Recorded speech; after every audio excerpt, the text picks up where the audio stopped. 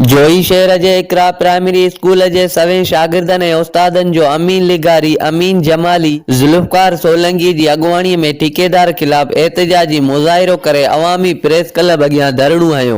उन मौक़े ते उस्तादनि ऐं शागिर्दनि मीडिया सां ॻाल्हाईंदे चयो त इकरा प्राइमरी स्कूल जी बिल्डिंग जो कमु कंदड़ ठेकेदार कमु अध में छॾे भॼी वञण सबबि गुज़िरियल 5 सालनि खां स्कूल जी बिल्डिंग जो कमु अध में छॾे फरार थी वियो आहे, जंहिं सबबि स्कूल में तालीम पिराईंदड़ 1000 खां मथे शागिर्दनि जी तालीम सख़्त मुतासिर थी रही आहे। स्कूल जी बिल्डिंग न हुजण करे मजबूरीअ सबबि मासूम शागिर्द पुराणी बिल्डिंग में तालीम पिराइण ते मजबूर आहिनि। स्कूल अंदर 1000 खां मथे शागिर्दनि जूं ज़िंदगियूं दाव ते लॻल आहिनि। हिननि MNA जोई MPA जोई तालीम खाते जे वज़ीर समेत आला इख्तियारनि खां पुरज़ोर मुतालबो कंदे घुर कई आहे त जल्द खां जल्द स्कूल जे अध में कमु छॾे भॼी वेंदड़ ठेकेदार ख़िलाफ़ कदम खणी स्कूल जे बिल्डिंग जो रहियल कमु जल्द मुकमल कराए ॾिनो वञे त जीअं मासूम शागिर्द तालीम पिराए सघनि। मोहम्मद हनीफ लिगारी, तोंग न्यूज़, जोई दादू।